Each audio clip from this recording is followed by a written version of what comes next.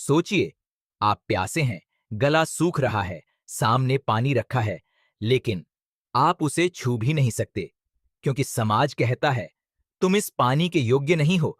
सोचिए, कैसा लगता होगा वह दर्द जब इंसान को इंसान ही न समझा जाए। भारत की धरती पर एक ऐसा ही बालक जन्मा था जिसे बचपन से ही अपमान, तिरस्कार और भेदभाव का सामना करना पड़ा। लेकिन वही बालक आगे चलकर करोड़ों लोगों की आवाज बना और भारत का संविधान लिखने वाला महानायक बना। उस बालक का नाम था डॉक्टर भीमराव रामजी अंबेडकर। 14 अप्रैल 1891 को मध्य प्रदेश के मऊ नामक स्थान पर इस बालक ने जन्म लिया। उनके पिता रामजी माल्लोजी सकपाल, जो ब्रिटिश भारतीय सेना में सूबेदार थे, और माता भीमाबाई सकपाल थी। परिवार गरीब था, लेकिन संस्कार बहुत बड़े थे। पिता चाहते थे मेरा बेटा पढ़ेगा, आगे बढ़ेगा, लेकिन समाज समाज यह नहीं चाहता था। बचपन का दर्द, विद्यालय में भीमराव को सबसे पीछे बैठाया जाता था। कोई छात्र उनके पास नहीं बैठता था। शिक्षक उनकी कॉपी छूने से बचते थे और पानी पीने तक की अनुमति नहीं थी।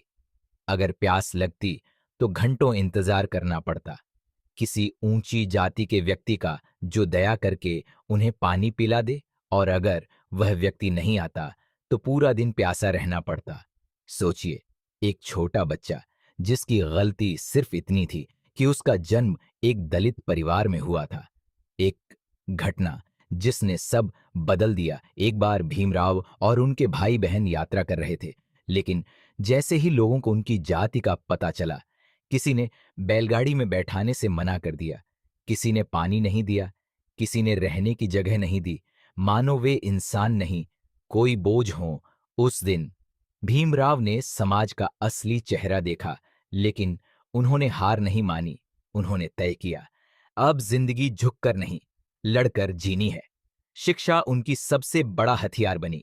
जहां लोग उन्हें तोड़ना चाहते थे, वहीं भीमराव ने किताबों को अपना सबसे बड़ा हथियार बना लिया। रातों तक पढ़ाई की, भूख में पढ़ाई, अपमान सहकर पढ़ाई, और फिर एक दिन वही बालक विदेश पहुंचा। कोलंबिया यूनिवर्सिटी, न्यूयॉर्क और लंदन स्कूल ऑफ इकोनॉमिक्स से उन्होंने अर्थशास्त्र, कानून, राजनीति और समाजशास्त्र में महारत हासिल की।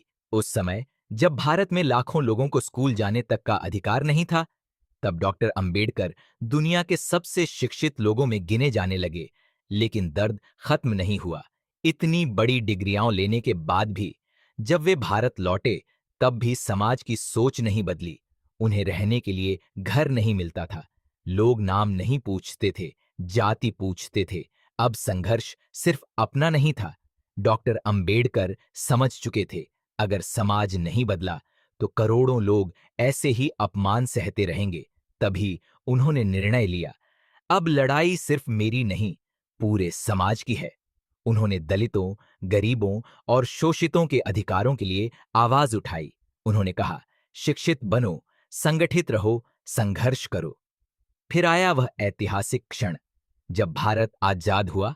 अब देश को चाहिए था एक ऐसा संविधान जो हर इंसान को बराबरी का अधिकार दे सके, और इस महान जिम्मेदारी के लिए चुना गया डॉक्टर B.R. अंबेडकर को, वही व्यक्ति जिसे कभी स्कूल में बैठने तक का अधिकार नहीं दिया गया, अब पूरे देश के अधिकार लिख रहा था। डॉक्टर अंबेडकर ने ऐसा संविधान बनाया जिसमें हर नागरिक बराबर है, छुआछूत अपराध है, सभी को शिक्षा का अधिकार है, सभी को सम्मान से जीने का अधिकार है। उन्होंने सिर्फ कानून नहीं लिखा, उन्होंने करोड़ों लोगों को इंसान होने का अधिकार दिया। लेकिन डॉक्टर अंबेडकर जानते थे कि सिर्फ कानून बदलने से समाज नहीं बदलता, समाज बदलता है सोच बदलने से। इसीलिए उन्होंने अपनाया बौद्ध धर्म, क्योंकि उसमें था समानता, करुणा, मानवता, सम्मान। और फिर लाखों लोगों ने उनके साथ बौद्ध धर्म अपनाया, जिसे समाज ने अछूत कहा। उसी ने करोड़ों लोगों को अधिकार दिए जिसे हर कदम पर अपमान मिला, जिसे समाज ने अछूत कहा। डॉक्टर भीमराव अंबेडकर सिर्फ एक व्यक्ति नहीं थे। अगर आज आपको शिक्षा का अधिकार है, अगर आज संविधान आपको बराबरी देता है, अगर आज कोई भी व्यक्ति कानून से ऊपर नहीं है, तो उसमें सबसे बड़ा योगदान बाबा साहेब अंबेडकर जी का है।